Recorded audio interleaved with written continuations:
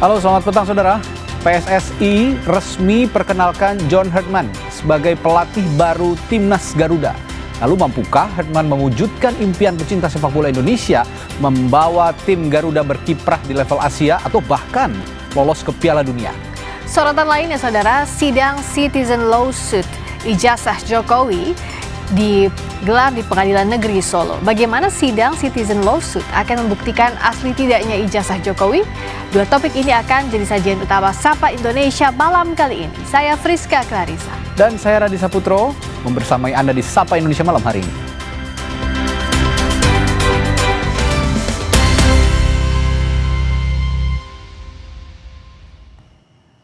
Kita mulai dari berita banjir akibat hujan dengan curah hujan yang tinggi sepanjang pagi tadi dan mengendangi sejumlah wilayah di Jakarta. Di Kelapa Gading, Jakarta Utara, saudara, hingga Selasa siang, sebagian permukiman masih terendam banjir.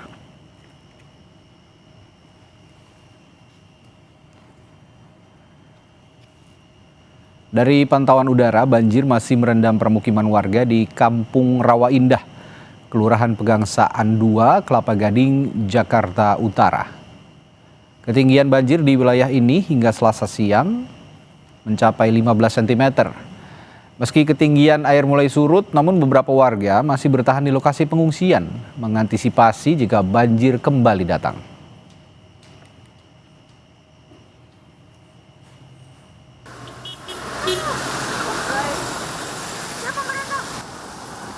Sementara itu, banjir yang menggenangi kawasan sekitar tol Sediatmo, gerbang tol Cengkareng arah Bandara Soekarno-Hatta, berangsur surut. Untuk menangani genangan, pengelola tol kemarin mengerahkan 9 unit pompa air yang disebar ke sejumlah titik. Dan hingga saat ini 1 unit pompa air mobile terlihat masih dioperasikan untuk mempercepat surutnya genangan.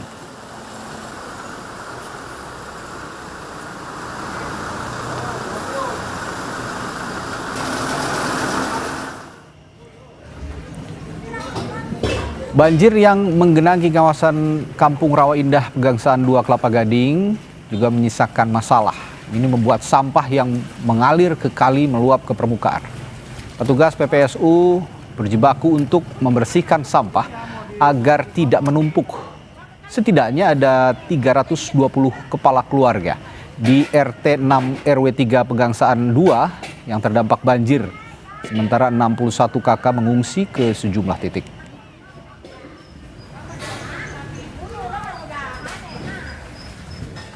Ketinggiannya kemarin itu hampir paha habis lah, sepinggang habis. Terdampak hampir seluruhnya. Berapa kakak, Pak? Di sini ada 320 kakak. Dia seluruh semua rumahnya terendam ya, Pak. Untuk yang mengungsi? Ada rumah yang tinggi gitu, dia nggak mengungsi. 3 orang warga Cilincing, Jakarta Utara ditemukan meninggal dunia akibat tersengat listrik. Sengatan listrik berasal dari alat elektronik yang terendam banjir. Maya Saputri, ibu rumah tangga di Kalibaru, Cilincing, Jakarta Utara ditemukan di dalam kamarnya yang terendam banjir. Saat akan melakukan evakuasi, pihak keluarga harus mematikan aliran listrik lantaran dari tubuh korban masih terdapat sengatan listrik. Sementara sepasang suami istri di Sember Barat, Cilincing, Jakarta Utara juga meninggal dunia setelah tersengat listrik yang diduga berasal dari alat elektronik. Saat kejadian, korban tengah membersihkan alat elektronik dari sampah sisa banjir. Polisi dari Polsek Cilincing telah melakukan olah TKP di 2 lokasi tersebut untuk memastikan penyebab kematian. Polisi mengimbau masyarakat untuk memutus aliran listrik jika kondisi rumah terendam banjir.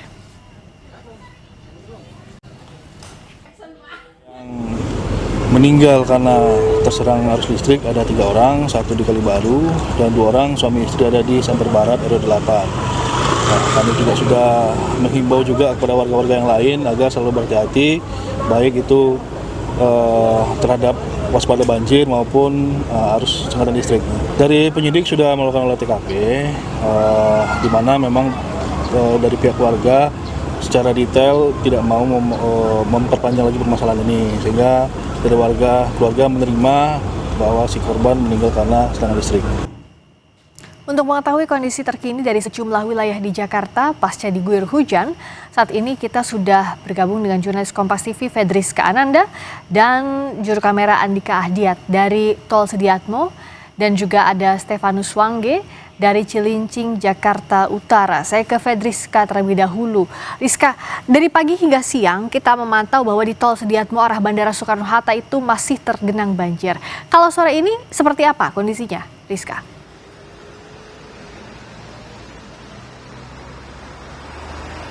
Ya, Friska, kalau misalkan untuk sore hari ini banjir di Tol Sediatmo menuju ke arah bandara ini sudah cukup surut, namun memang ada satu lajur yang menuju ke arah Tegal Alur yang masih digenangi air. Saya akan menunjukkan kepada Anda, Friska dan juga saudara, bagaimana penampakan dari air yang masih menggenangi satu lajur di Tol Sediatmo ini yang menuju ke arah Tegal Alur. Jadi memang ini posisinya titiknya tepat setelah keluar pintu Tol Cengkareng menuju persimpangan ke Tegal Alur. Nah, tadi kalau misalkan siang memang ini cukup dalam di titik ini, namun dari Jasa Marga sendiri sudah memsiapkan satu mobil pompa air yang memang saat ini masih beroperasi di depan sana yang digunakan untuk menguras air dari sisi jalan tol ini dan kemudian dibuang ke arah rawa-rawa yang ada di belakang Tol Sediatmo.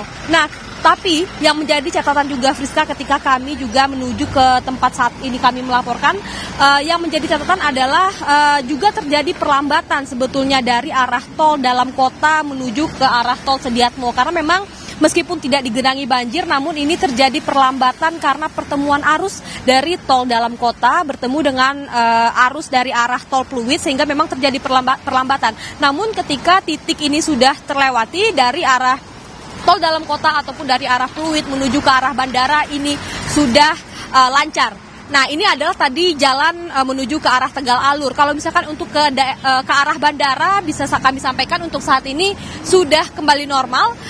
Baik bisa Anda lihat di sebelah kanan saya ini merupakan arah menuju ke bandara. Jadi memang sudah bisa dilewati oleh kendaraan yang akan menuju ke bandara. Tentu yang dikhawatirkan adalah ketika kemudian Tol Sediatmo ini digenangi banjir adalah bagaimana kemudian masyarakat yang akan menuju ke bandara terburu-buru untuk mengejar penerbangan ini bisa saja terlambat. Jadi memang harus menyediakan spare waktu yang cukup. Dan juga tadi untuk kendaraan-kendaraan berat yang tadi menuju ke arah Tegal Alur ini bisa dilewati, namun memang terjadi perlambatan. Jadi memang kami ingatkan untuk tetap berhati-hati dalam berkendara. Menuju ke arah bandara sudah bisa dilewati, ke arah Tegal Alur juga, tapi memang ada perlambatan di sana. Lalu bagaimana dengan di Cilincing? Ada Stefanus Wangge di sana. Stefanus, kalau kondisi permukiman di Cilincing ini sempat rendam banjir kemarin. Kalau sore ini apakah warga sudah bisa kembali ke rumah mereka? Apakah di sana sudah surut? Ya, untuk kondisi di RW 4 RT 13 ini memang masih terendam banjir, namun ketinggian air sudah mulai sedikit lebih surut dibandingkan daripada siang hari tadi. Dan warga yang memang sempat mengungsi di Rusun Embrio atau Rusun Semper Barat ini sudah kembali ke rumah mereka pada siang hari tadi setelah mendapatkan bantuan makan siang dan sembako. Dan warga kembali dengan alasan untuk membersihkan rumah mereka dari sisa banjir atau barang-barang yang tidak sempat terselamatkan begitu. Stefanus, bisa dijelaskan di belakang Anda kan masih ada genangan air, itu di permukiman mana saja, lalu bagaimana warga saat ini bertahan, karena kan juga masih ada rasa was-was, apalagi kalau kita lihat perakiraan cuaca masih bisa terjadi hujan lebat sampai beberapa hari ke depan, setidaknya sampai tanggal 16 nanti. Ya, untuk di belakang saya ini memang ada akses jalan menuju permukiman warga yang berada di dataran rendah yang sampai saat ini memang masih terendam banjir di ketinggian 50 sampai 70 cm. Dan warga memang kembali ke rumah mereka sementara pada sore ini karena untuk membersihkan atau menyisikan barang-barang mereka yang terendam. Dan untuk kondisi cuaca saat ini di Cilincing ini masih dalam kondisi mendung, bisa dimungkinkan akan kembali terjadi hujan. Dan warga pun masih bersiaga apabila curah hujan tinggi dan air kembali meningkat merendam rumah mereka, warga akan kembali ke lokasi atau titik pengungsian di Rusun Embrio ini atau Rusun Semper Barat Cilincing ini. Seberapa jauh lokasi pengungsian dari tempat Anda berada saat ini, Stefanus? Artinya kan warga kembali ke rumah, membersihkan air, membersihkan sisa banjir, tapi kalau air kembali menggenang, mereka tidak bisa tinggal di rumah tentu ya, harus ke pengungsian. Untuk di lokasi saya berdiri ini memang Rusun Embrio atau Rusun Semper Barat ini tidak jauh, hanya sekitar 10-20 meter. Namun warga yang mengungsi ke rusun ini memang cukup jauh. Ada sekitar 500 sampai 1 kilometer warga yang tinggal dari lokasi titik pengungsian ini. Dan yang warga yang mengungsi di Rusun Embrio atau Semper Barat ini berasal dari 3 RT yang berada di Kelurahan Semper Barat ini. Ada sekitar 741 warga yang kemarin mengungsi hingga siang tadi karena kondisi banjir yang mengenangi pemukiman mereka ini. Kalau kondisi di pengungsian seperti apa, Stefanus? Apakah memang masih memadai untuk menampung jumlah pengungsi dalam beberapa hari ini, meskipun warga sebagian sudah kembali ke rumah? Untuk lokasi pengungsian yang disediakan di Rusun, yakni adalah di aula di Rusun Semper Barat ini. Ini memang sudah kosong, artinya sudah tidak ada pengungsi yang berada di aula ini. Hanya beberapa 2 atau 3 orang saja yang masih berada di sini. Namun dimungkinkan para pengungsi akan kembali lagi jika banjir kembali merendam atau mengalami peningkatan debit air di rumah mereka. Warga bersiaga, tapi setidaknya saat ini kembali ke rumah masing-masing untuk membersihkan sisa-sisa banjir dan menyelamatkan barang-barang yang ada di sana. Terima kasih Stefanus Wangge dari Cilincing. Sebelumnya ada Fedriska Ananda dan Andika Ahadiat. Terima kasih kawan-kawan. Saudara, setelah jeda, Sapa Indonesia Malam akan juga memberikan informasi. Maksud kami masih ada informasi sebelum kami jeda dari Komisi Informasi Pusat atau KIP yang mengabulkan seluruh gugatan Bonatua Silalahi yang meminta ijazah sarjana Presiden ke-7 Republik Indonesia Joko Widodo ke KPU. Ketua Majelis KIP Handoko Agung Saputro menyatakan ijazah Jokowi termasuk informasi terbuka untuk publik. Karena itu KIP meminta pihak termohon yakni KPU untuk memberikan ijazah Jokowi pada pemohon. Pasca putusan ini, KPU memiliki waktu 14 hari untuk melayangkan banding ke PT UN. Bila tidak, KPU harus memberikan dokumen informasi yang digugat pada pemohon. Sementara pemohon Bonatua Silalahi meminta KPU tidak melayangkan banding atas putusan KIP. Bonatua mengingatkan KPU tidak menggunakan uang rakyat untuk melawan publik dengan ajuan gugatan banding. Memutuskan menerima permohonan untuk seluruhnya, menyatakan informasi salinan ijazah atas nama Joko Widodo yang digunakan sebagai peserta pencalonan Presiden RI periode 2019 dan 2024 merupakan informasi yang terbuka. Memerintahkan kepada termohon untuk memberikan informasi paragraf 62 kepada pemohon setelah putusan ini berkekuatan hukum tetap. Demikian, majelis sudah membacakan putusan sekretar nomor 074 kepada para pihak apabila tidak puas dengan putusan Komisi Informasi memiliki waktu 14 hari untuk mengajukan banding kepada PT UN atau badan peradilan terkait. Setelah 14 hari atau setelah berkekuatan tetap, maka nanti akan dimintakan eksekusi kepada Perma untuk masing-masing pihak untuk menjalankan kewajiban sesuai dengan apa yang diputuskan. Dan ini kemenangan publik, artinya 9 item yang ditutup-tutup ini harus terbuka untuk publik. Dengan begitu, publik bisa tahu nanti membedakan, apalagi yang punya ijazah UGM, yang punya ijazah legalisir UGM, dia bisa langsung bandingin. Punya saya tanda tangannya kok sama, atau kok beda? Apakah dalam jangka 14 hari ini KPU akan melakukan banding ke Petun? Tapi saya ingatkan tolong KPU bahwa Anda jangan pakai duit rakyat melawan publik. Jangan pakai buat publik, melawan publik. Tolong DPR awasin, jangan kasih mereka anggaran untuk melawan publik. Terus terang, saya tidak akan mau melawan mereka di Petun. Biar publik akan menilai apakah mereka tidak punya empati memakai uang publik melawan publik. Saya kan publik. Pengadilan Negeri Surakarta menggelar sidang lanjutan gugatan citizen lawsuit keaslian ijazah Presiden ke-7 RI Joko Widodo. Pihak penggugat menghadirkan saksi. Pada sidang kali ini penggugat menghadirkan saksi yang bernama Rujito. Rujito menunjukkan ijazah milik kakaknya yang merupakan lulusan Fakultas Kehutanan tahun 1985 atau seangkatan dengan Jokowi. Menurut Rujito, ada perbedaan antara ijazah Jokowi dan ijazah milik kakaknya. Gugatan citizen lawsuit diajukan 2 alumnus UGM. Selain menggugat Jokowi, keduanya juga menggugat rektor dan wakil rektor UGM serta institusi Polri. SD, SMP, dan yang terakhir adalah ijazah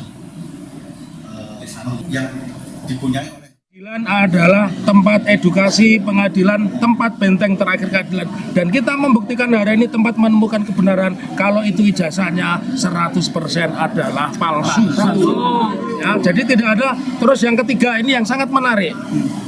Kalau benar mereka itu mengatakan mendalihkan bahwa berkeberatan dengan gugatan kami, kenapa forum penting tentang pembuktian mereka tidak ambil? Polisi tergugat 4 yang notabene adalah menyita ijazah, kita saksikan sampai hari ini jangankan mengajukan bukti, bertanya pun tidak. Saksi yang pertama, apa yang disampaikan sebatas menjelaskan bahwa benar ijazah yang diajukan oleh pihak penggugat adalah ijazah kakaknya yang sudah meninggal. Jadi bukan ijazahnya Pak Jokowi. Jadi sekali lagi jangan sampai terjadi miss seolah-olah ijazah yang digunakan oleh Pak Jokowi adalah ijazah almarhum. Nah, kakaknya saksi Pak Rujito, tetapi ijazah tersebut oleh penggugat maksud dan tujuannya untuk pembanding.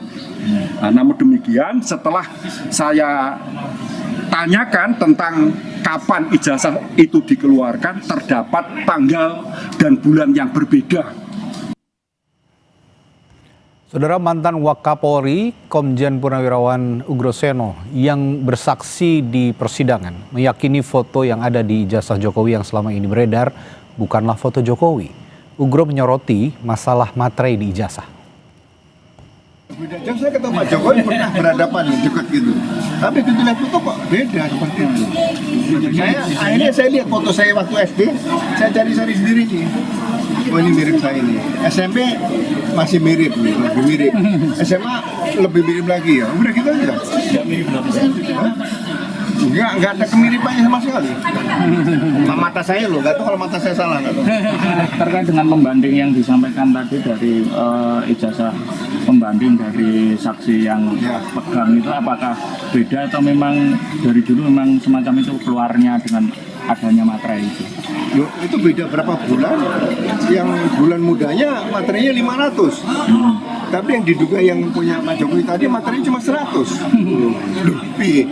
Tanggalnya beda. Kita beralih ke sorotan lainnya. PSSI resmi memperkenalkan John Herdman sebagai pelatih timnas Indonesia menggantikan Patrick Kluivert. Herdman menegaskan misi utamanya adalah membawa Indonesia lolos ke Piala Dunia 2030. Herdman menyebut sangat termotivasi untuk membawa sepak bola Indonesia lebih maju.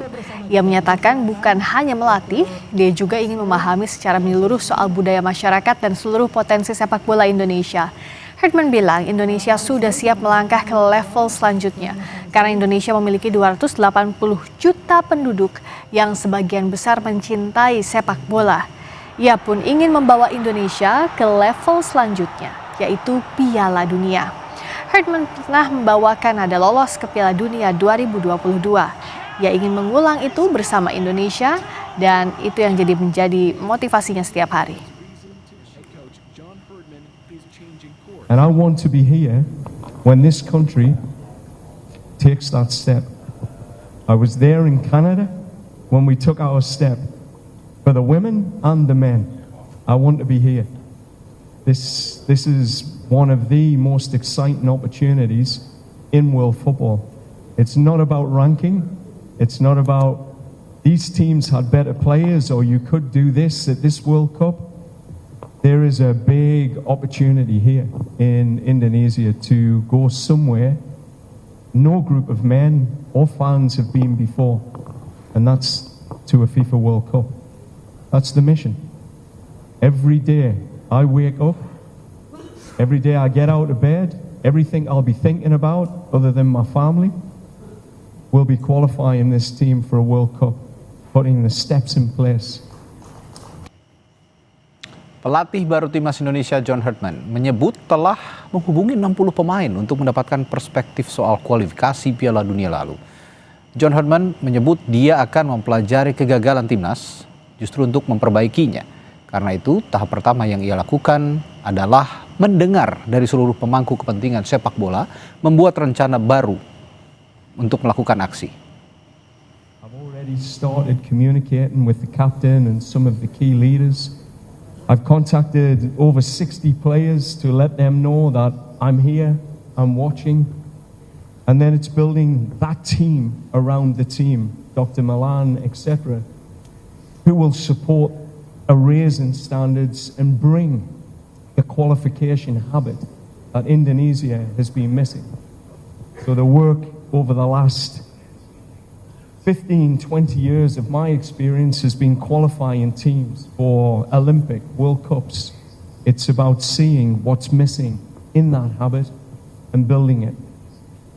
So short term, listen, understand, but get to action. Pelatih timnas John Herdman menyebut sedang dalam proses merekrut asisten pelatih untuk bersamanya menangani timnas Indonesia. Ia bilang akan berusaha melibatkan banyak orang lokal dalam tim kepelatihan seperti yang dilakukannya ketika menangani timnas Kanada. The assistant coaches, that'll be a process over the next 2 to 3 weeks. We'll be making some appointments there. I can't say too much at this moment in time, but that process to Milan, our goal was to leave legacy, to ensure that we, as best we could, used as many local people to give them the experience, because that's important. That's the legacy. When you leave this country, hopefully not too soon. Maybe I can live here forever. Who knows? But Saudara, kasus operasi tangkap tangan pejabat pajak di Jakarta Utara, KPK kembali geledah kantor Direktorat Jenderal Pajak. Kami hadirkan informasinya sesaat lagi di Sapa Indonesia Malam.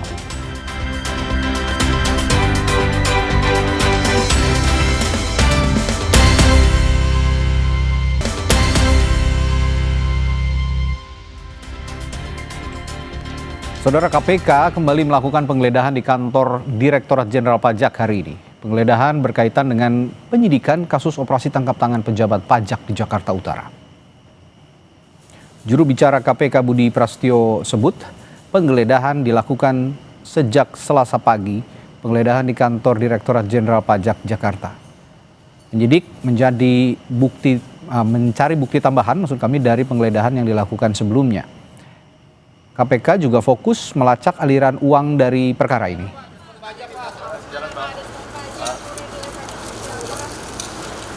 Penyidik tentu akan menelusuri, akan melacak kemana saja aliran uang yang terkait dengan perkara ini. Ya.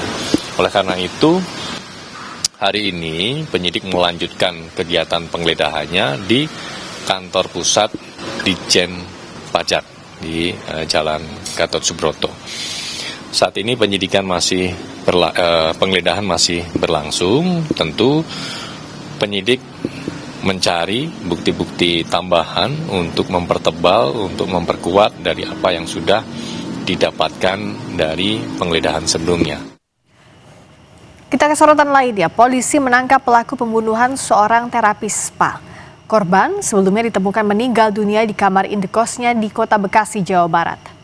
Rekaman CCTV memperlihatkan pelaku membawa cairan pembersih lantai dari kamar indekos korban. Diduga rekaman tersebut usai pelaku membunuh korban di dalam kamar indekosnya yang terletak di Kayuringin, Kota Bekasi, Jawa Barat. Berdasarkan hasil otopsi, korban meninggal dunia akibat kekerasan benda tumpul.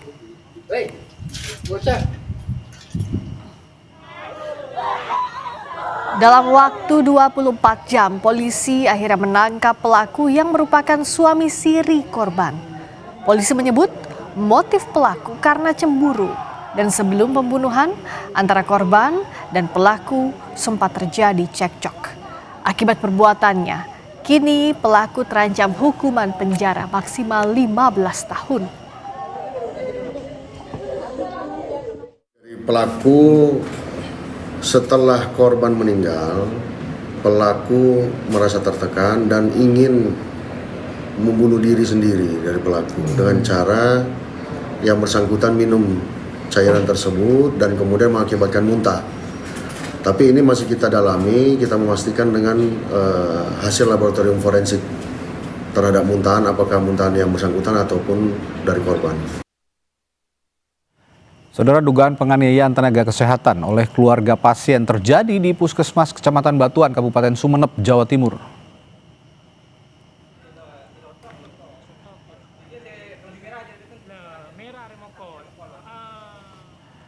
Dari rekaman kamera pemantau CCTV terlihat dugaan penganiayaan terhadap seorang tenaga kesehatan di ruang unit gawat darurat Puskesmas Batuan. Cekcok sempat terjadi antara tenaga kesehatan dan sejumlah keluarga pasien saat proses penanganan di ruang UGD.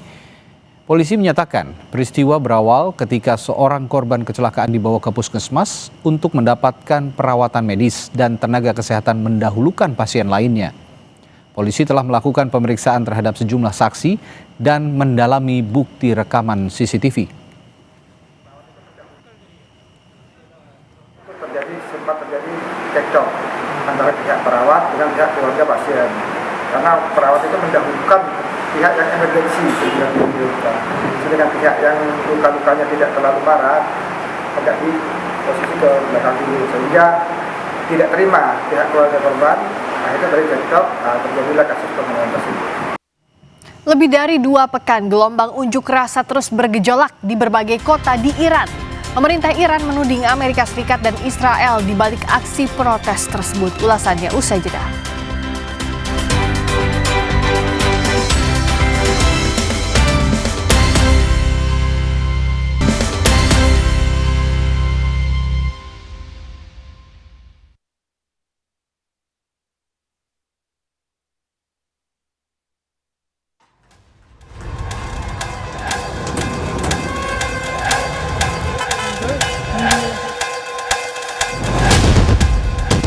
But we're looking at it very seriously. The military is looking at it, and we're looking at some very strong options. We'll make a determination.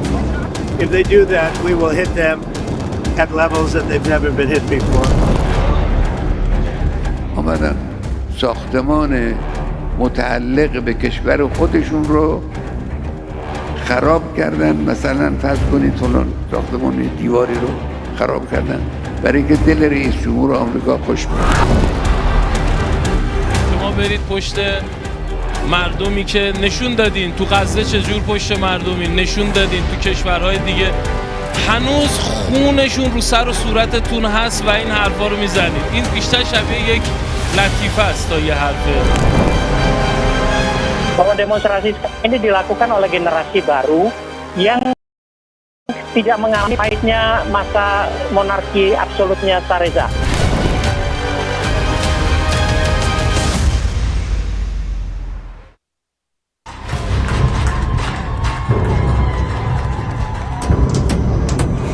Lebih dari 2 pekan, gelombang unjuk rasa bergejolak di berbagai kota di Iran. Ribuan warga Iran turun ke jalan menuntut perbaikan ekonomi kepada pemerintah. Aksi unjuk rasa dipicu kemarahan rakyat Iran karena biaya hidup semakin meningkat. Warga pun protes karena mata uang Iran runtuh, yakni mencapai 1,4 juta rial terhadap $1 Amerika Serikat. Di tengah protes yang meluas, Presiden Iran berjanji pemerintahannya berupaya menstabilkan ekonomi. از مردم عزیزمون و همان گونه که قبلا بود درخواست اینه که در هر محله اینا جمع شن و اجازه ندن آشوبگری کنن. مردم باید در صحنه باشن. مردم نگرانی دارن، ما با اونا میشینیم و وظیفمونه نگرانی اونا رو حل کنیم. ولی وظیفه بالاتر اینه که اجازه ندیم یه عده آشوبگر بیان کل جامعه رو به هم بریزن. Gelombang protes Iran menelan sedikitnya 645 korban jiwa per 12 Januari berdasarkan laporan Human Rights Activist News Agency yang berbasis di Amerika Serikat. Sementara itu, sekitar 10.000 orang ditangkap dari pantauan di 186 kota di seluruh 31 provinsi Iran. Kini gelombang unjuk rasa di Iran menarik perhatian Presiden Amerika Serikat Donald Trump. Ia mempertimbangkan serangan terhadap Iran karena demonstrasi telah menewaskan ratusan orang. But we're looking at it very seriously. The military is looking at it, and we're looking at some very strong options. We'll make a determination. Well, if they do that, we'll consider things targets that they wouldn't believe. If they do that, we will hit them at levels that they've never been hit before. They won't even believe it. I have options that are so strong. So, I mean, if they did that, it'll be met with a very, very powerful force. Sementara itu, Perdana Menteri Israel Benjamin Netanyahu mengapresiasi unjuk rasa warga Iran memprotes pemerintahan. העם בישראל, העולם כולו, משתאה מול הגבורה האדירה של אזרחי איראן. ישראל תומכת במאבקם לחופש ומגנה בתקיפות את מעשי הטבח ההמוני באזרחים חפים מפשע. כולנו תקווה שהאומה הפרסית תשתחרר מקרוב מעול העריצות, וכשיום זה יגיע, ישראל ואיראן יחזרו להיות שותפות נאמנות בבניית עתיד של שגשוג ושלום לשני העמים. Pemimpin tertinggi Iran Ali Ayatollah Khomeini mengecam aksi demonstran yang disebut membahayakan keamanan nasional. Ia menuding sejumlah demonstran mencoba menyenangkan Donald Trump. در تهران در بعضی جای دیگه یه مش تخریبگر آمدن ساختمان متعلق به کشور خودشون رو خراب کردن. مثلا فرض کنید فلان ساختمان دیواری رو خراب کردن برای که دل رئیس جمهور آمریکا خوش بیاد.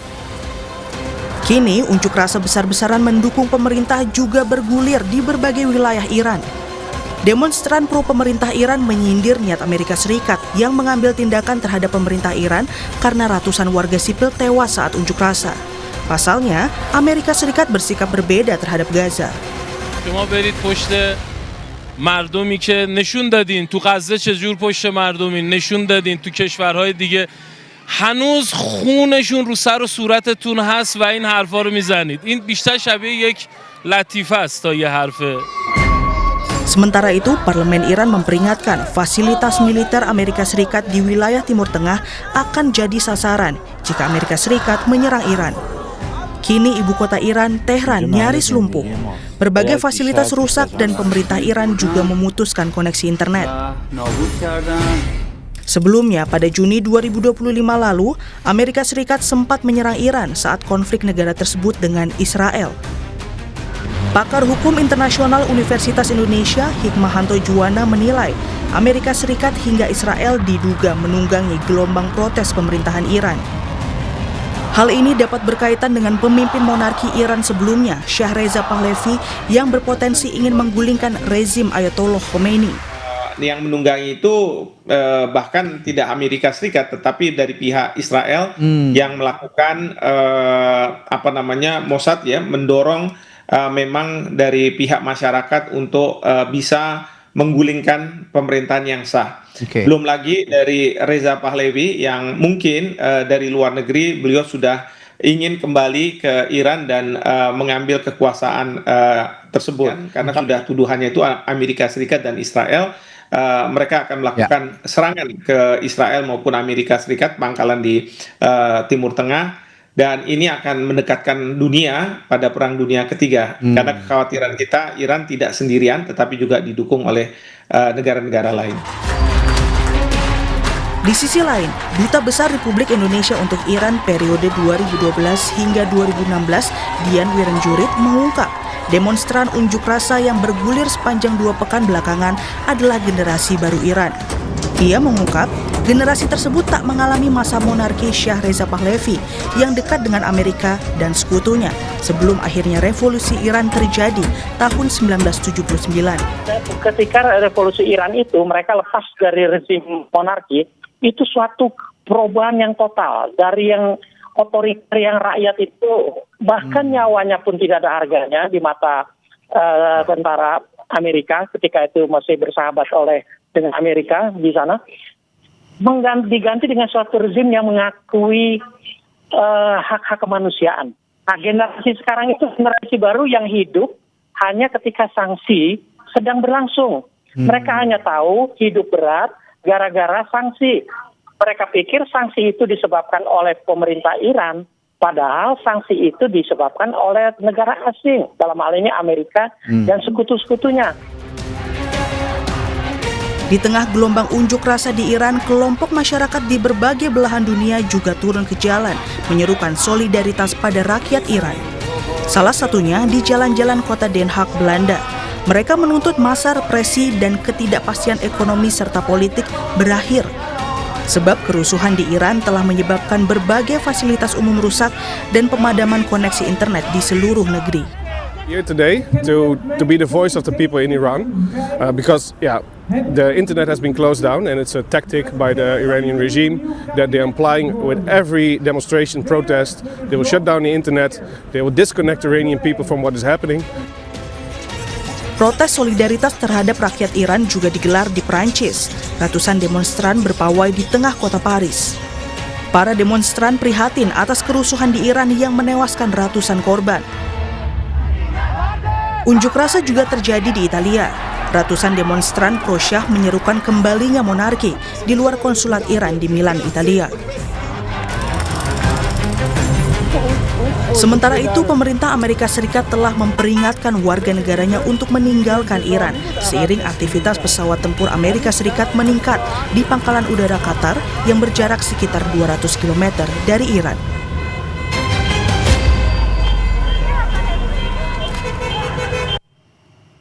Menteri Luar Negeri Iran, Sayyid Abbas Araghchi yakin agen Mossad Israel terlibat aksi protes masyarakat terhadap pemerintahan Iran. Araghchi bilang agen Mossad berupaya mengarahkan kerusuhan yang ia sebut sebagai tindakan teroris. Senin lalu, Araghchi menyatakan telah mengantongi dokumen dan bukti yang menunjukkan keterkaitan kerusuhan di berbagai wilayah Iran dengan Amerika Serikat dan Israel. Sebab awalnya unjuk rasa sejak 28 Desember tertib, namun menjadi kerusuhan pada 8 Januari yang memastikan pemerintah siap menghadapi perang jika Amerika Serikat dan Israel menyerang.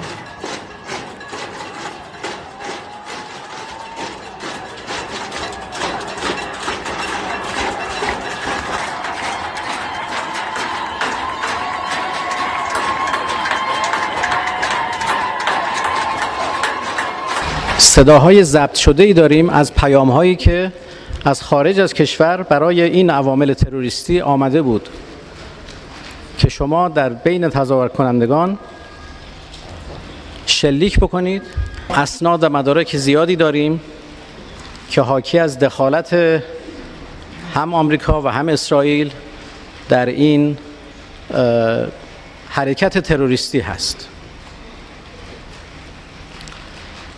رسانه‌های اسرائیل پر است از ادعاهایی که انجام شده که اونها مشغول طراحی عملیات در ایران هستند.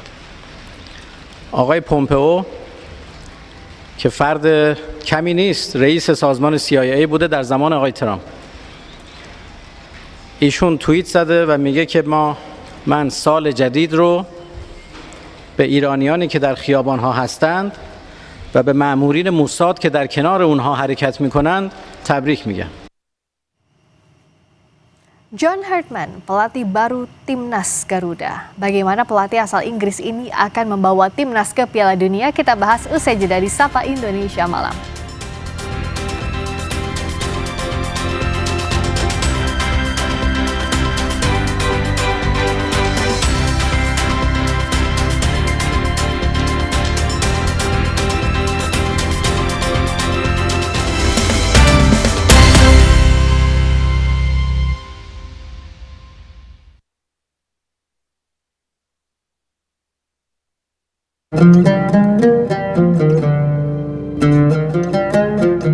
Allahu Akbar, Allahu Akbar, Allahu Akbar, Allahu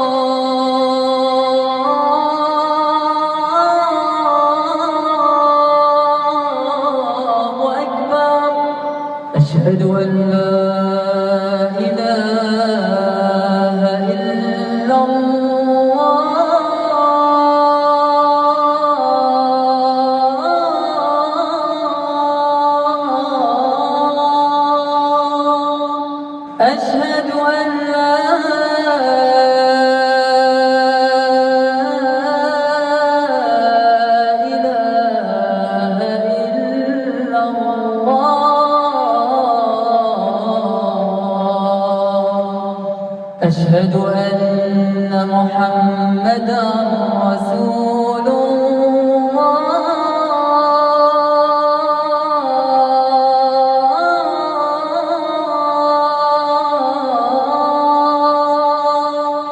أشهد أن محمدا رسول الله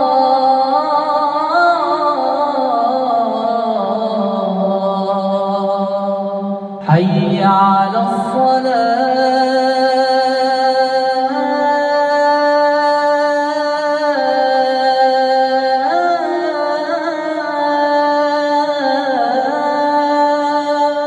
حي على الصلاة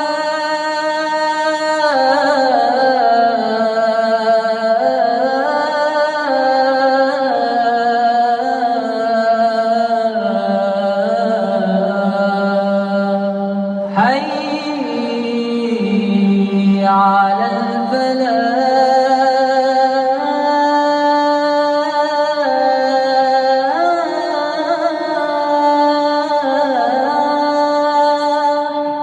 حي على الفلاح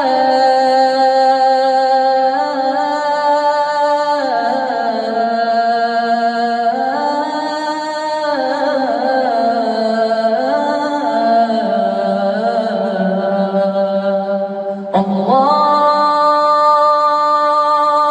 أكبر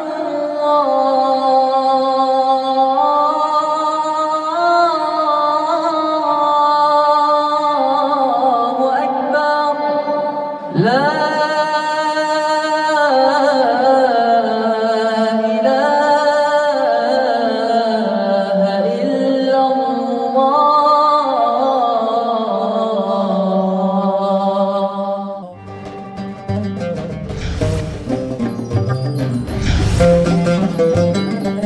Mengutip survei,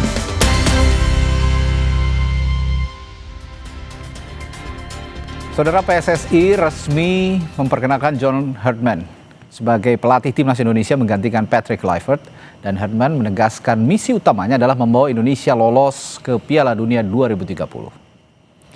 Herdman menyebut sangat termotivasi untuk membawa sepak bola Indonesia lebih maju lagi. Ia menyatakan bukan hanya melatih, ia juga ingin memahami secara menyeluruh soal budaya masyarakat dan seluruh potensi sepak bola Indonesia.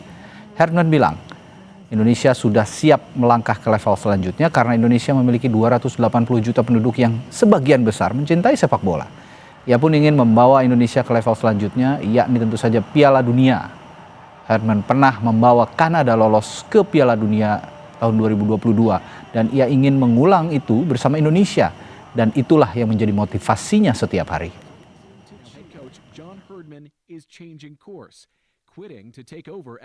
And I want to be here when this country takes that step. I was there in Canada when we took our step. For the women and the men, I want to be here. This is one of the most exciting opportunities in world football. It's not about ranking. It's not about these teams had better players or you could do this at this World Cup.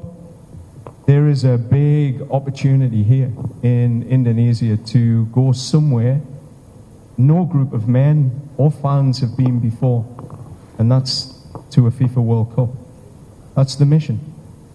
Every day I wake up, every day I get out of bed, everything I'll be thinking about other than my family will be qualifying this team for a World Cup, putting the steps in place. Pelatih baru timnas John Herdman menyebut telah menghubungi 60 pemain untuk mendapatkan perspektif soal kualifikasi Piala Dunia. John Herdman menyebut dia akan mempelajari kegagalan timnas justru untuk memperbaikinya. Karena itu tahap pertama yang ia akan lakukan adalah mendengar dari seluruh pemangku kepentingan sepak bola, membuat rencana barulah melakukan aksi. I've already started communicating with the captain and some of the key leaders. I've contacted over 60 players to let them know that I'm here, I'm watching. And then it's building that team around the team, Dr. Milan, etc., who will support a raise in standards and bring the qualification habit that Indonesia has been missing. So the work over the last 15, 20 years of my experience has been qualifying teams for Olympic, World Cups. It's about seeing what's missing in that habit and building it. So short term, listen, understand, but get to action. Dan pelatih timnas John Herdman menyebut sedang dalam proses merekrut asisten pelatih untuk bersamanya menangani timnas Indonesia. Ia bilang akan berusaha melibatkan banyak orang lokal dalam tim kepelatihan seperti yang dilakukannya ketika menangani timnas Kanada. The assistant coaches, that'll be a process over the next 2 to 3 weeks. We'll be making some appointments there. I can't say too much at this moment in time, but that process is underway.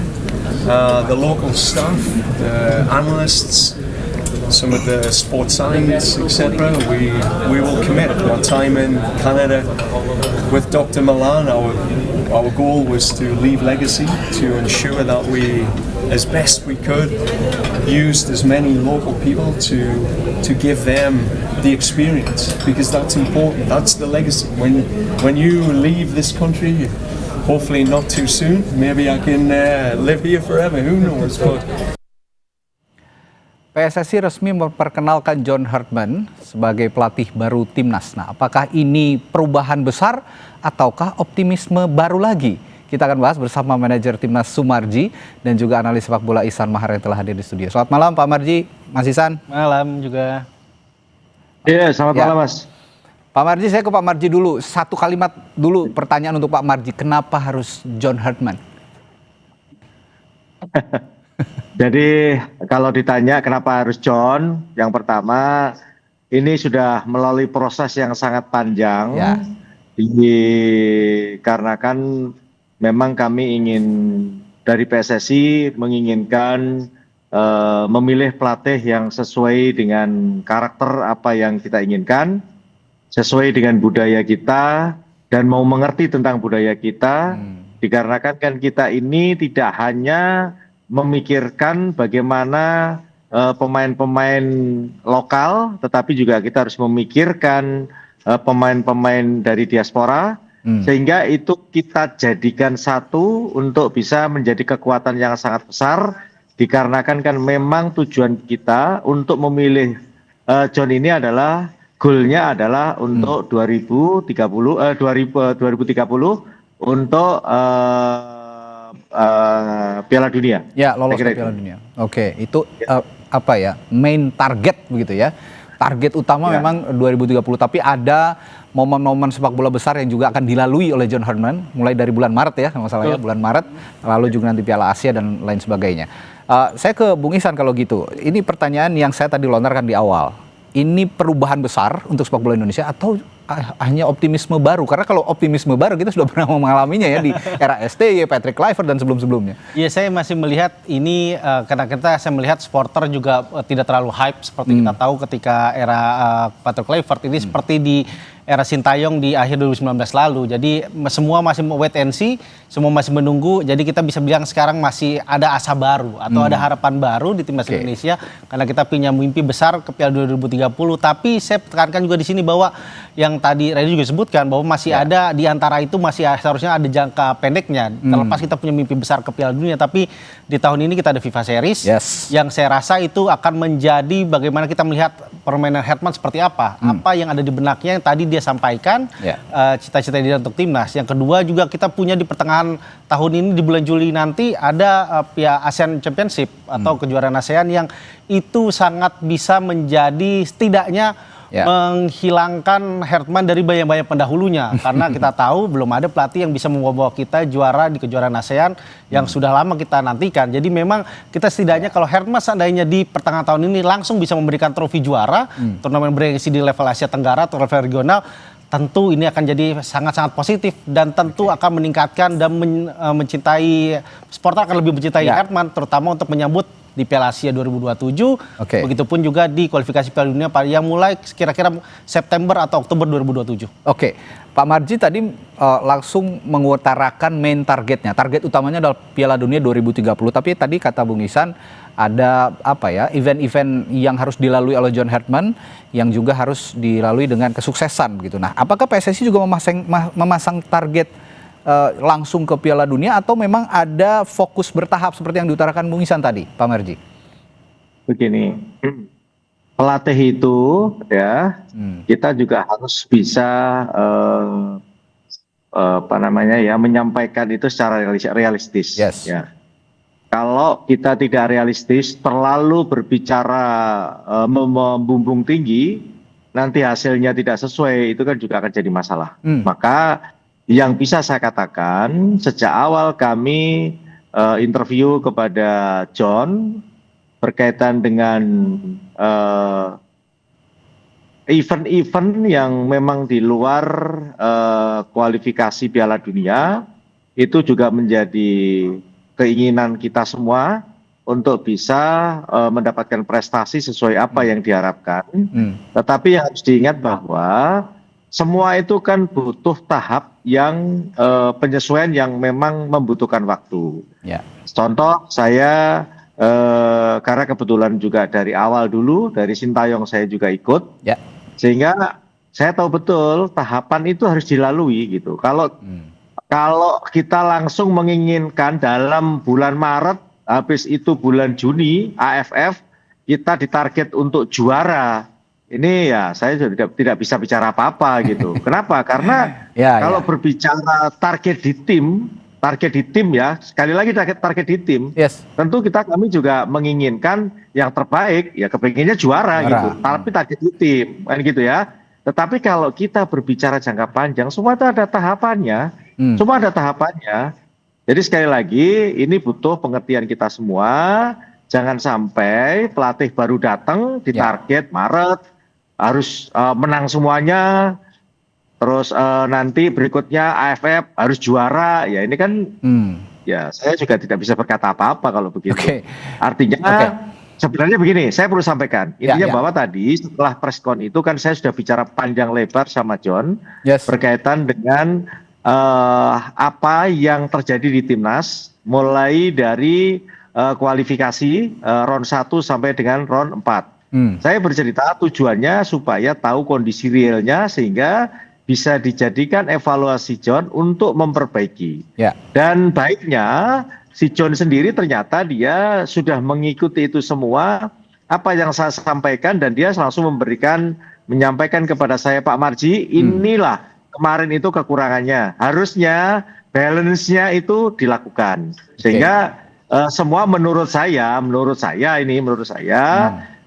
saya apresiasi dan saya surprise lah apa yang disampaikan John kepada saya. Mudah-mudahan ini aura positif gitu. Mudah-mudahan aura positif, tetapi tetap harus kita mulai dari tahapan-tahapan tadi, tidak bisa langsung diajar pakai target-target. Tahun ini harus juara ini, tahun ini harus menang ini ya. Tolong semuanya saling mengerti. Tetapi ingat bahwa kembali lagi kalau berbicara di tim, ya kita inginnya ya prestasi yang terbaik kan begitu. Ya kalau kita ingat timnas Kanada juga yang ditangani Herman pada Piala Dunia 2022 ya, dan tahun-tahun sebelumnya bahkan jauh sebelum Piala Dunia itu juga kacau balau sepertinya. Ini kan butuh waktu yang cukup panjang gitu ya untuk membangun tim. Pak Marji, saya juga ingin bertanya soal tadi saya tertarik dengan John yang mengontak satu persatu pemain ya. Ada 60 pemain. Ini kan start yang positif ya. Ini in person dia berkomunikasi dan sempat mengatakan juga bahwa kekuatan Indonesia itu adalah keberagaman itu sendiri karena ada diaspora, ada pemain lokal. Nah, apa komunikasi yang dibangun? Boleh juga dibocorkan kita. Apa yang komunikasi yang dibangun oleh Herman dan apa tujuannya? Iya. Jadi memang saya kontak ke Jay juga, kapten tim, dan beberapa memang mereka semua sudah diajak bicara sama John. Ya intinya sebenarnya sama dengan saya. Tanya berkaitan dengan mental setelah tidak lolos itu seperti apa, mentalmu dan lain sebagainya. Sebenarnya hampir sama dengan tadi yang saya sampaikan secara real kepada John. Intinya bahwa kita ini ingin membangun tim ke depan dengan ingin tahu apa sih permasalahan yang terjadi di dalam tim itu sehingga ke depan bisa kita perbaiki. Dan itu real memang dia lakukan dan ya saya apresiasi lah kepada John. Dia langkahnya ternyata lebih cepat lah dari apa yang saya bayangkan.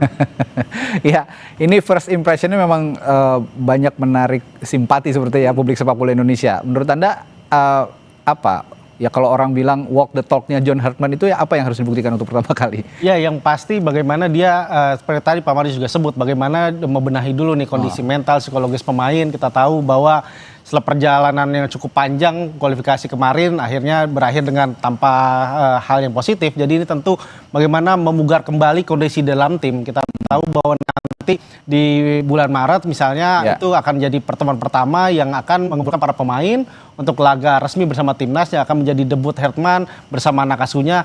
Apa yang dimulai Hartman dengan mengontak itu juga seperti yang dilakukan bersama Kanada 2021 lalu. Bahkan dulu lebih parah lagi kondisi Hartman. Di 2021 di training camp pertamanya dia di Spanyol, itu ada berantem dua pemain senior. Ada konflik internal. Ada konflik internal yang benar-benar adu jotos di atas lapangan di sesi latihan pertamanya bersama Hartman. Dan Hartman bisa mengatasi itu hingga akhirnya dia bisa membentuk tim Kanada yang kuat dan bisa lolos untuk pertama kali ke Piala Dunia pada 36 tahun terakhir gitu kan. Dan saya juga kebetulan sempat juga berkesempatan melihat langsung Hartman bagaimana dia melatih dan juga konferensi pers di Piala Dunia 2022 lalu di laga pertama Kanada melawan Belgia.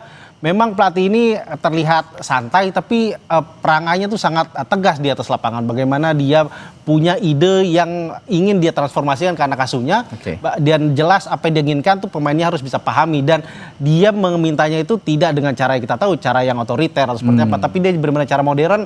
Latar belakangnya juga sebagai dosen, sebagai guru olahraga itu juga membantu dia bagaimana melakukan pendekatan dan itu saya lihat dulu di Qatar dan semoga itu juga bisa kita saksikan bersama timnas Indonesia. Ya, dan dia tidak hanya lakukan di timnas pria, sebelumnya di timnas timnas perempuan ya. Kanada juga Selandia Baru, kita tahu juga bagaimana Selandia Baru dan Kanada sebelum bersama era dia di sangat inferior di mata dunia tapi bisa dia bawa ke Olimpiade dan cukup bermainnya. Dan muncullah nama Anthony Davis yang diterbitkan oleh John Hartman yang bermain untuk Bayern Munchen dan juga andalan timnas Kanada. Mungkin nanti John Hartman bisa memunculkan Anthony Davis di Indonesia ya. Semoga. Tadi saya tertarik juga dengan komunikasinya Hartman dengan timnas Kanada yang awalnya Kocau Balau bisa ditata. Tapi saya ingin tanya juga apa yang kira-kira tidak akan ditemui John Hartman di Indonesia seperti halnya menangani Kanada. Saya akan tanyakan hal itu nanti setelah jeda di Sapa Indonesia Malam. Tetaplah bersama kami.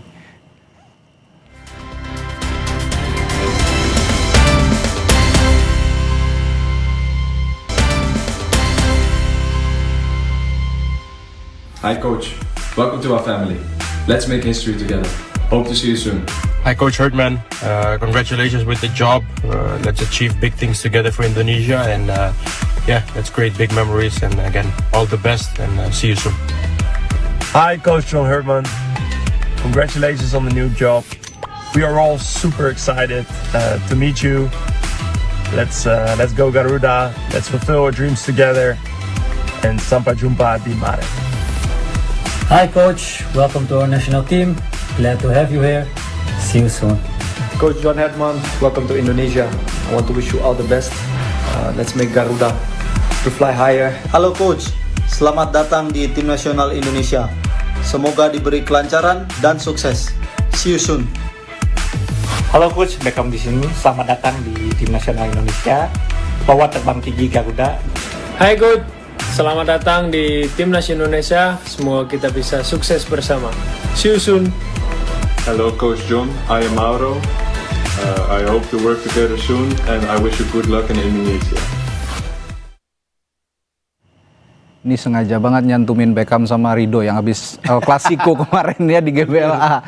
Oke, tadi saya bertanya soal apa konteksnya tantangannya John Herdman di Indonesia ya? Apa yang kira-kira tantangan yang akan dihadapi John Herdman di Indonesia yang tidak ia jumpai di Kanada, di timnas Kanada? Iya, yang pasti bagaimana kita mengelola talent pool kita. Kita tahu meskipun kemarin Herdman sudah mengontak 60 pemain, tapi dengan tantangan yang dia sekarang, kualitas tentu Kanada yang sekarang adalah Kanada yang bisa kita bilang bahwa mereka generasi emas. Herdman didukung itu. Bermain seperti Alphonso Davies meskipun ketika Herdman masuk usianya masih remaja, saat itu belum genap 19 tahun. Ada juga Jonathan David.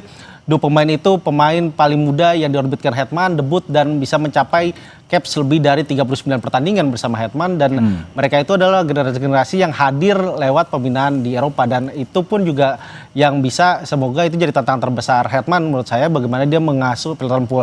Dikatakan misalkan liga bagaimana, menariknya justru Liga Kanada tidak punya liga profesional yang sangat kuat. Ya. Tim-tim terbaik mereka justru bermain di MLS ya, gabung ke Liga Amerika. Ya kan, ada Whitecaps segala macam. Jadi memang secara kompetisi Herdman sudah memahami itu, dan dia tahu di Kanada itu tantangan seperti itu, dan dia bisa kelola itu. Pemain-pemain terutama keturunan yang bermain di Eropa dia orbitkan dan dia maksimalkan dengan baik. Kita punya itu semua. Di luar sisi tantangan selanjutnya bagaimana dia akan meramu tim U23 yang dia juga pegang untuk di Asian Games tahun depan. U23 kenapa? Karena kita tahu tantangannya ini juga sangat besar. Kita baru lihat semalam bagaimana Vietnam bermain di Piala Asia U23, bermain dengan rekor sempurna, terakhir menyingkirkan Arab Saudi, bahkan 1-0 tim tuan rumah mengalahkan Jordan dan juga Kyrgyzstan untuk lolos ke babak fase gugur Piala Asia U23, yang notabene mereka adalah bisa dikatakan sekarang tim U23 terbaik yang ada di Asia Tenggara. Dan bagaimana Herdman di satu sisi di Indonesia U23 kita kurang cemerlang dalam 1-2 tahun terakhir. AFF kejuaraan ASEAN 2 tahun lalu kita gagal dengan pemain U22 saat itu bersama Coach Sinteyong. Kemarin juga target mempertahankan emas juga gagal. Jadi bagaimana Herdman memugar kembali nih, bagaimana tim-tim terutama regenerasi pemain muda kita, dan juga bagaimana tetap menjaga ritme pemain di timnya senior. Setidaknya jangan mereka hanya puas dengan kondisi sekarang, bagaimana mereka bisa step up. Kita punya Jay Ijes, punya Calvin Verdong juga. Bagaimana juga Kevin Dix sekarang jadi pemain Asia dengan pencetak gol terbanyak kedua di Liga Jerman. Back yang paling subur di Liga Jerman sekarang. Bagaimana mereka tidak boleh membantu Herdman bisa membantu mereka untuk naik level lagi lah. Karena usia-usia mereka sekarang untuk di 2030 nanti mereka baru akan masuk usia emas, dan ini kita talenta yang terbesar kita semua, dan bagaimana itu harus didukung semua, tidak cuma pemain diaspora di Eropa tapi juga lokal ini. Bagaimana Herdman juga di satu sisi saya juga ingin menyoroti bagaimana tidak hanya Herdman mencari asisten pelatih, tapi juga mendukung ekosistem seperti analis. Banyak analis baru, analis muda yang sekarang mereka juga membantu tim meramu strategi dan juga membantu scouting segala macam, dan itu yang harus diorbitkan Herdman. Semoga dia bisa membantu setidaknya tidak hanya taktikal dan juga prestasi, tapi juga mengembangkan sumber daya manusia sepak bola kita semakin baik. Ya, staf kepelatihan tadi juga komitmen staf kepelatihan merekrut individu-individu lokal, asisten-asisten pelatih lokal yang akan diberdayakan oleh Herdman di staf kepelatihan. Pak Marji, saya beranjak ke gaya bermainnya John ini ya. Saya tahu atau saya yakin badan tim nasional juga sudah memahami betul bahwa gaya bermain Herdman ini dikenal disiplin, intens begitu ya Pak Marji ya. Yang ingin saya tanyakan, apakah badan tim nasional juga sudah melihat karakter ini cocok dengan mayoritas pemain-pemain timnas kita, Pak Marji? Kita memutuskan mengambil John ini kan salah satu juga yang menjadi pertimbangan adalah disiplinnya John ini. Dan tadi ketika saya berbicara panjang lebar dengan John juga salah satu yang kita bahas adalah soal disiplin, mental. Jadi membangun disiplin dan mental itu kan bagian daripada karakter kita kan. Nah itulah yang harus kita bangun kembali. Karena kan kemarin boleh dikatakan ketika sebelum John ini kan era Patrick kan terlalu slow, terlalu rileks, sehingga kan juga dampaknya tidak baik kepada pemain diaspora maupun juga pemain lokal. Sehingga itu bagian terpenting yang harus dibenahi, dan tadi John sudah menyampaikan secara utuh kepada saya bagaimana menyeimbangkan itu supaya jadi kekuatan yang luar biasa dahsyatnya untuk menghadapi perjalanan timnas ke depan.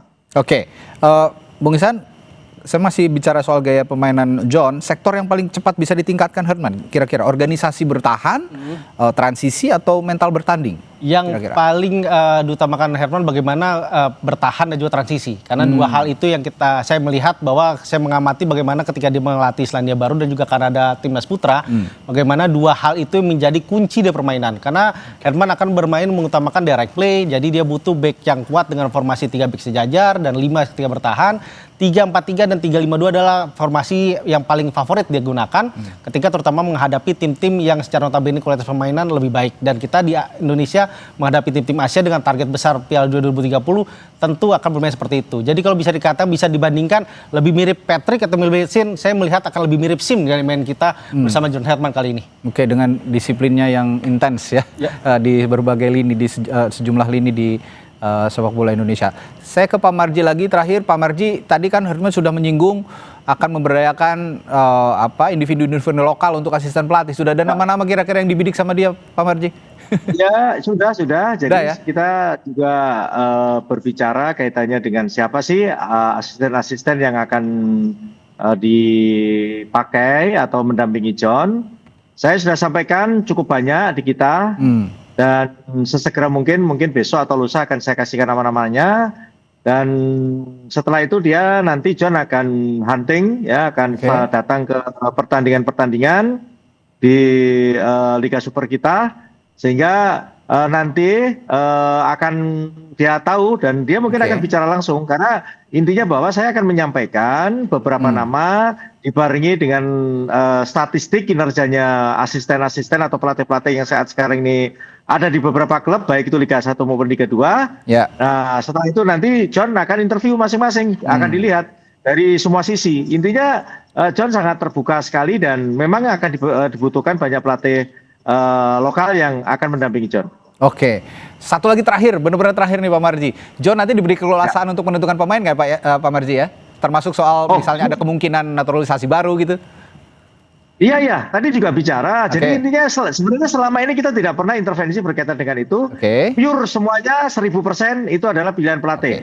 Sehingga kalau pelatih menginginkan A, tadi juga dibahas kita butuh ke depan ketika nanti kita kualifikasi mungkin di round 2 pasti kita sudah harus memperbaiki berkaitan dengan grid yang harus kita cari berkaitan dengan diaspora.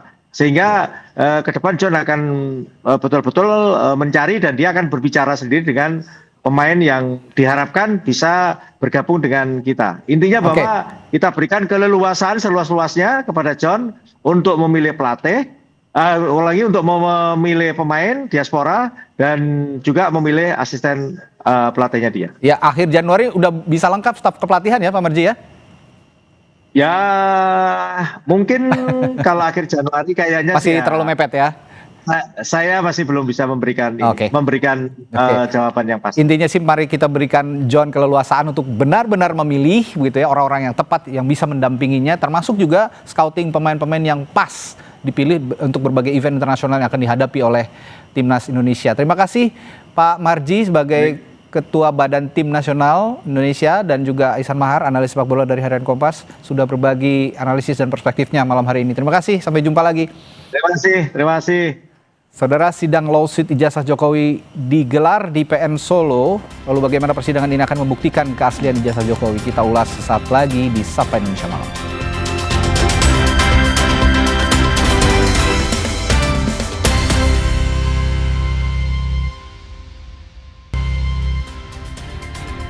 Kembali di Sapa Indonesia Malam bersama saya Friska Clarissa. Pengadilan Negeri Surakarta menggelar sidang lanjutan gugatan citizen lawsuit keaslian ijazah Presiden ke-7 RI Joko Widodo. Pihak penggugat menghadirkan saksi dan ahli. Pada sidang kali ini penggugat menghadirkan saksi yang bernama Rujito. Rujito menunjukkan ijazah milik kakaknya yang merupakan lulusan Fakultas Kehutanan tahun 1985 atau seangkatan dengan Jokowi. Menurut Rujito, ada perbedaan antara ijazah Jokowi dan ijazah milik kakaknya. Sementara mantan Wakapolri Komjen Purnawirawan Ugroseno juga dihadirkan sebagai ahli. Di persidangan, Ugroseno meyakini foto di ijazah Jokowi bukanlah foto Jokowi, melainkan foto orang lain. Gugatan citizen lawsuit diajukan oleh 2 alumnus UGM. Selain menggugat Jokowi, keduanya juga menggugat rektor dan wakil rektor UGM serta institusi Polri. pengadilan adalah tempat edukasi, pengadilan tempat benteng terakhir keadilan. Dan kita membuktikan hari ini tempat menemukan kebenaran kalau itu ijazahnya 100% adalah palsu. Ya, jadi tidak ada. Terus yang ketiga ini yang sangat menarik. Kalau benar mereka itu mengatakan mendalilkan bahwa berkeberatan dengan gugatan kami, kenapa forum penting tentang pembuktian mereka tidak ambil? Polisi tergugat 4 yang notabene adalah menyita ijazah, kita saksikan sampai hari ini jangankan mengajukan bukti, bertanya pun tidak. Dan saksi yang pertama, apa yang disampaikan sebatas menjelaskan bahwa benar ijazah yang diajukan oleh pihak penggugat adalah ijazah kakaknya yang sudah meninggal. Jadi bukan ijazah Pak Jokowi. Jadi sekali lagi jangan sampai terjadi miss seolah-olah ijazah yang digunakan oleh Pak Jokowi adalah ijazah almarhum. Nah, kakaknya saksi Pak Rujito, tetapi ijazah tersebut oleh penggugat maksud dan tujuannya untuk pembanding. Nah, namun demikian setelah saya tanyakan tentang kapan ijazah itu dikeluarkan, terdapat tanggal dan bulan yang berbeda. Kasus ijazah Jokowi terus bergulir. Di Solo, sidang Citizen Lawsuit ijazah kembali digelar. Bagaimana persidangan ini bisa membuktikan keaslian ijazah Jokowi? Kita ulas bersama kuasa hukum penggugat ijazah Jokowi, M. Taufik, dan kuasa hukum Jokowi, YB Irfan, dan Guru Besar Fakultas Hukum Universitas Pelita Harapan, Prof. Jamin Ginting. Selamat malam, Bapak-Bapak. Selamat malam. Selamat malam, Priska. Selamat malam. Malam, Pak Taufik. Malam, Bro. Selamat malam, Priska. Selamat malam. Saya mau tahu dulu dari sisinya penggugat, Pak Taufik. Sebenarnya kalau dari sidang hari ini, mengapa ajukan saksi juga ahli dan tadi kan ditunjukkan bahwa perbandingan dengan ijazah UGM tahun 1985. Tapi apakah pembandingnya ijazah asli Pak Jokowi bisa jadi pembanding? Karena kan belum ditunjukkan di buka sidang. Ya, ini harus dipahamkan dulu, gugatan kami adalah gugatan Citizen Lawsuit, yang artinya gugatan yang meminta kepada negara untuk bersikap soal ijazah ini sudah berlarut-larut, dan hingga pembuktian hari ini yang merupakan notabene adalah pembuktian hari kedua para tergugat, dalam hal ini tergugat 1 mewakili Pak Joko Widodo, tergugat 2 mewakili Rektor UGM, tergugat 2 wakil Rektor 2, dan tergugat 4 kepolisian, serta turut tergugat adalah Universitas Gadjah Mada sebagai institusi. Sejauh ini mereka tidak sungguh-sungguh menyajikan bukti, jadi kalau lebih tepat mereka itu menyajikan narasi. Narasi itu didapat dari yang pertama, tergugat 1 itu menyajikan bukti surat tanda pengaduan polisi, ya. Jadi sama sekali tidak ada bukti fisik, baik itu berupa kopi ijazah, lebih-lebih asli. Nah, pertanyaan tadi, kenapa saya menghadirkan? Kan saya ingin menunjukkan bahwa tidak seperti yang dibilang oleh orang-orang yang selama ini mengatakan asli. Sudah diuji. Siapa yang menguji? Yang menguji adalah Pak Rujito. Pak Rujito ini memiliki kakak yang kuliah dan sama-sama tuh lulus tahun 85. Dan ternyata beliau juga pernah melihat ijazah yang konon, ijazahnya Pak Jokowi yang pernah diupload di akun X atau Twitter pada 1 April 2025 yang ditonton lebih kurang 7,9 juta, itu berbeda sama sekali. Lalu saksi kami yang kedua adalah Komjen Purnawirawan Polisi Ugroseno. Beliau itu setelah pensiun diundang oleh Pak Jokowi, jadi ketemu secara fisik. Dan tadi dibandingkan apakah ijazah yang dilihat itu sama dengan wajah Pak Jokowi. Nah, sementara dimanapun yang dijadikan alat bukti atau ditunjukkan ijazah Pak Jokowi, ya tidak jauh berbeda dengan apa yang pernah diposting Dian Sandi. Jadi kalau kita mengatakan pembuktian, ya seperti itulah mekanisme pembuktian. Baik, sampai di sana saya tanyakan ini ya Pak Taufik ke Pak Irfan.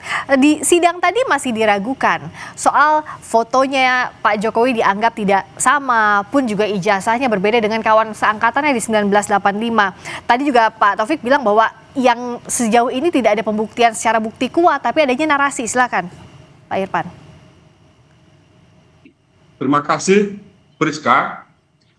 menanggapi apa yang disampaikan oleh rekan sejawat saya, Dr. Muhammad Taufik. Yang perlu dipahami dalam hal ini adalah apa sebetulnya yang menjadi peristiwa atau peristiwa yang menjadi pokok sengketa di dalam gugatan CLS sebagaimana diajukan oleh Tovan Hakim.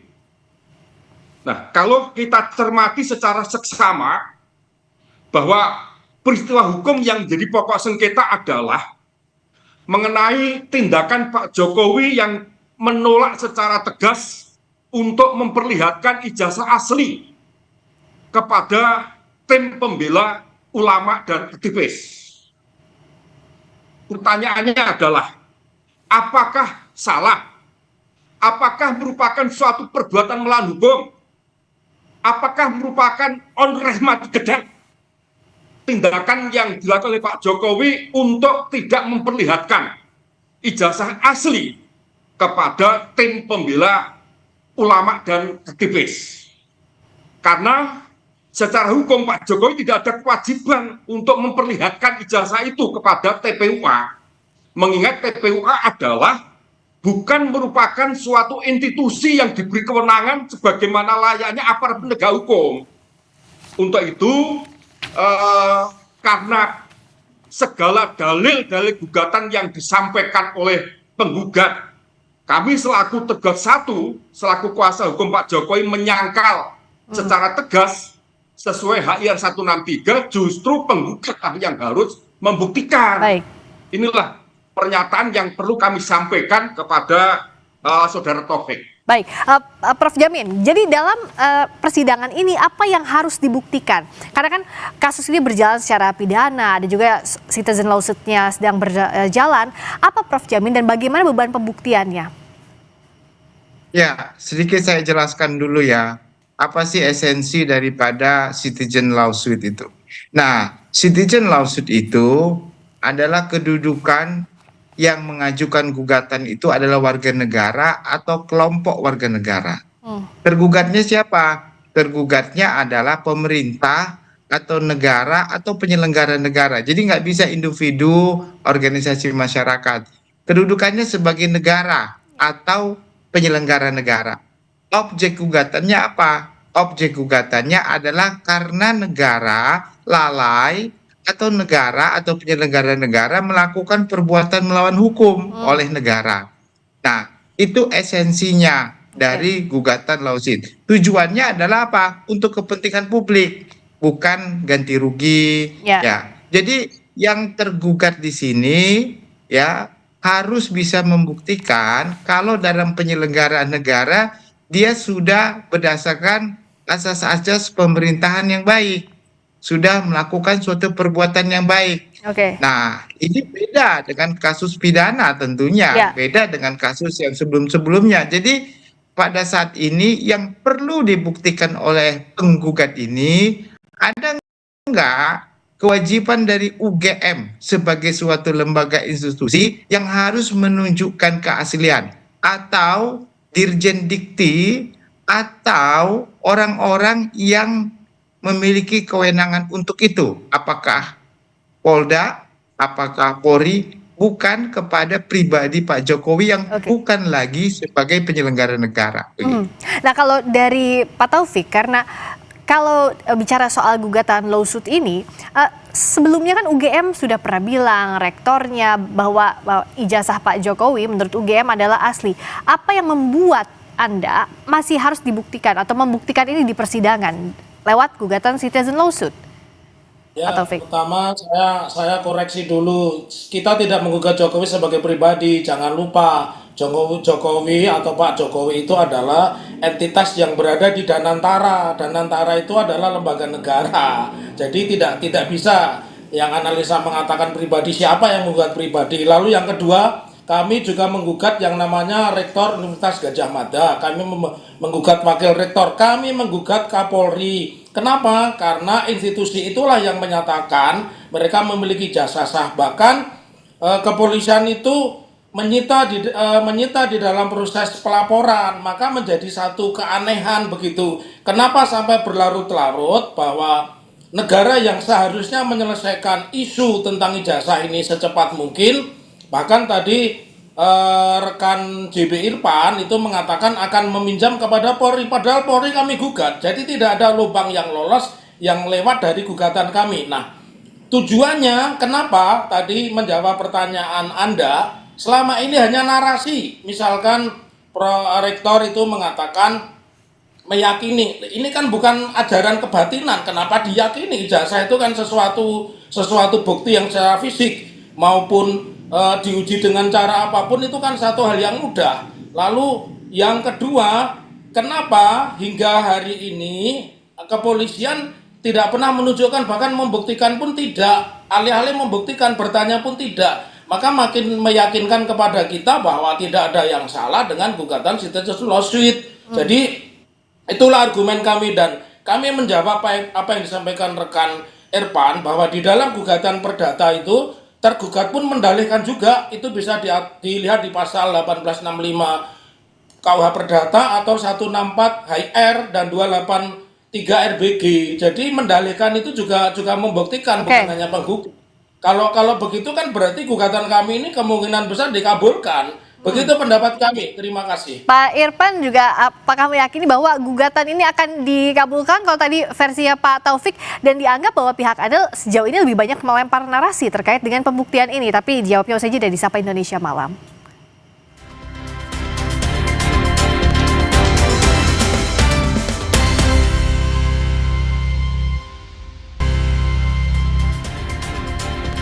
Kami masih bersama dengan kuasa hukum penggugat ijazah Jokowi M. Taufik, kuasa hukum Jokowi YB Irfan, dan Guru Besar Fakultas Hukum Universitas Pelita Harapan Prof. Jamin Ginting.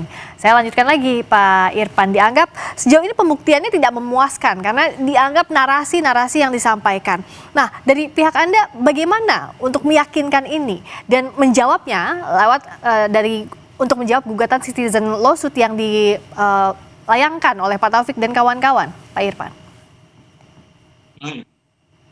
Terkait dengan gugatan CLS yang pada saat ini sedang dalam tahap pemeriksaan bukti, pada tahap jawab jinawab kami sudah memberikan suatu tanggapan dalam bentuk eksepsi yang pada pokoknya bahwa gugatan sebagaimana dimaksud tidak memenuhi karakteristik sebagaimana gugatan CLS yang disebutkan oleh Prof. Jamin.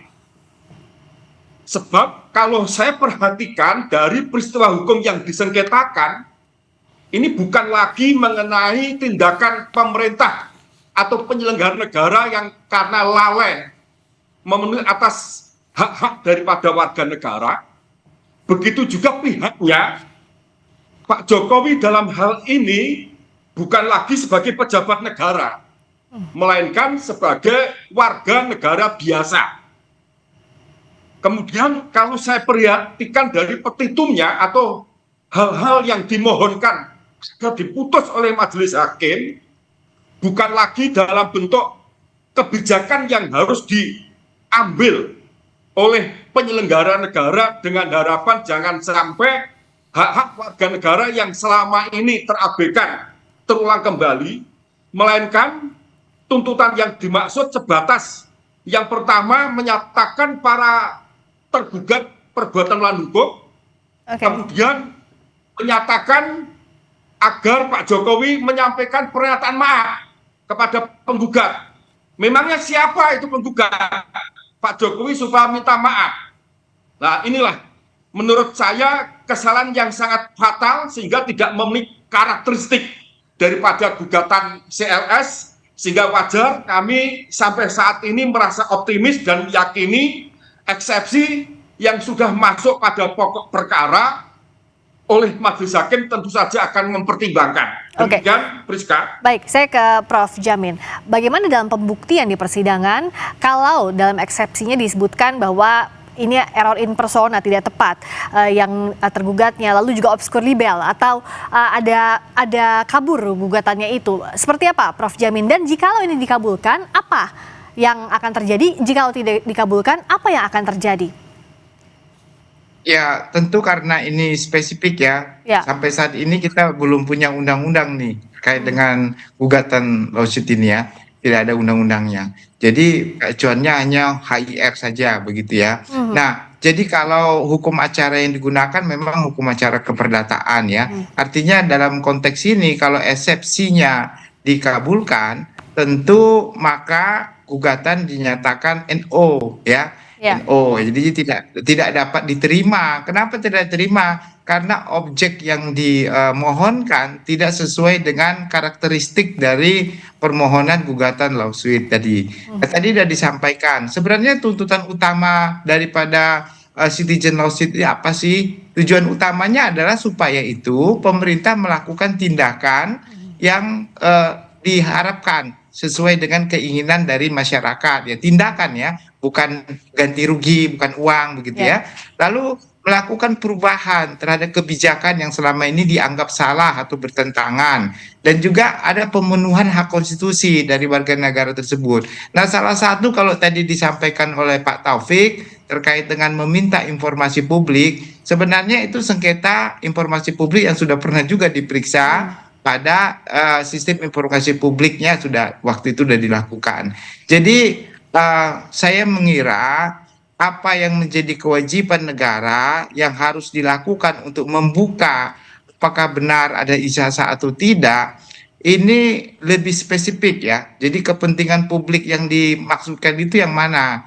Kalau terkait dengan kebijakan lingkungan hidup, kebijakan kelistrikan, ya itu bisa jadi terjadi. Tetapi kalau terkait dengan ini, kemungkinannya menurut saya hakim akan menilai ini apakah sesuai atau tidak sesuai, ya. Tapi kelihatannya lebih mengarah kepada organisasi masyarakat tertentu yang meminta pertanggungjawaban mantan presiden terkait dengan ada tidaknya ijazah begitu. Saya minta singkat saja ke Pak Taufik maupun ke Pak Irfan. Ke Pak Taufik, apakah Anda yakin tidak ada celah cacat formil sehingga gugatannya bisa dinyatakan NO atau need on verklaard atau tidak bisa diterima? Nah, ini sudah terjawab sebenarnya. Kan tanggal 23 Desember persidangan dilanjutkan. Artinya eksepsi yang disampaikan oleh rekan Irfan itu sudah ditolak. Artinya Pengadilan Negeri Surakarta berwenang.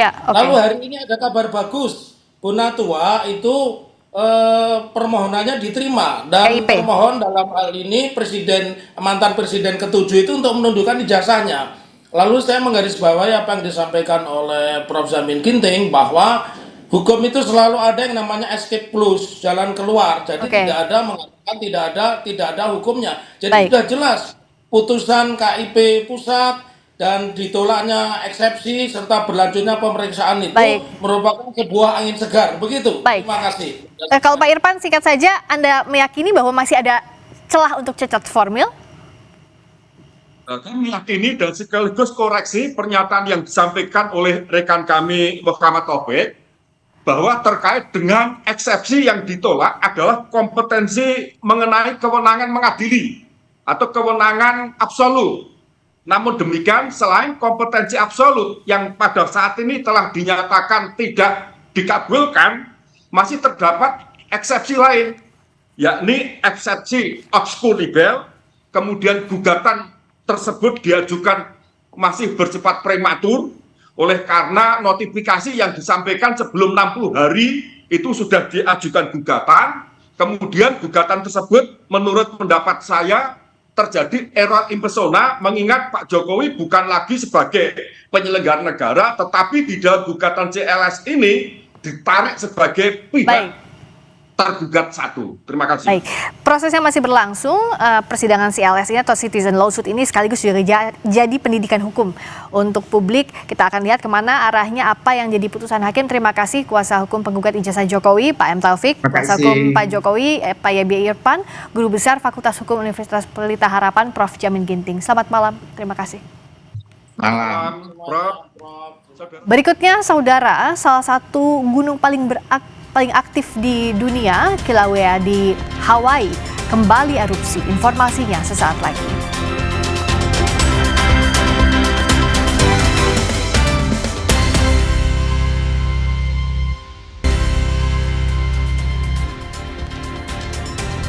Saudara, salah satu gunung api paling aktif di dunia, Kilauea, di Hawaii kembali erupsi. Kali ini adalah erupsi Gunung Kilauea yang ke-40 sejak tahun 2024. Pantauan Badan Survei Geologi Amerika setempat merekam Kilauea menyemburkan lava setinggi 200 meter dan mengalir ke lereng gunung. Meski demikian, aktivitas erupsi Kilauea hanya terbatas pada dasar kawah sehingga tidak berisiko terhadap daerah permukiman. Gunung Kilauea terus-terusan meletus secara berkala sejak 23 Desember 2024. Aktivitas erupsi Kilauea berpusat pada 2 lubang di kawah Halemu Au. Setiap fase letusan biasanya berlangsung selama 12 jam dan selanjutnya memasuki periode tenang berlangsung lebih dari 2 minggu.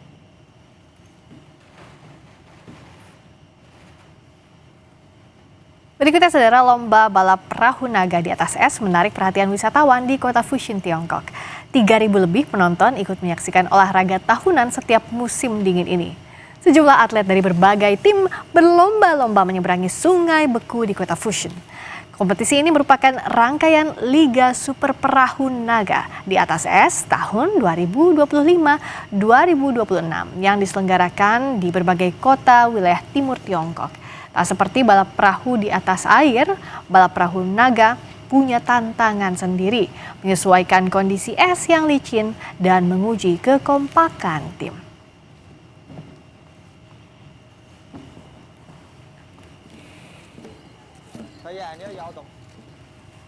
Dan saudara, 2 jam sudah kami bersamai Anda di Sapa Indonesia Malam, dan kami ingatkan Anda di ujung acara untuk selalu penuhi kebutuhan hidrasi Anda sepanjang hari dengan air mineral yang pasti sejuknya. Saya Radi Saputro. Dan saya Friska Clarissa, terima kasih, selamat malam, sampai jumpa besok.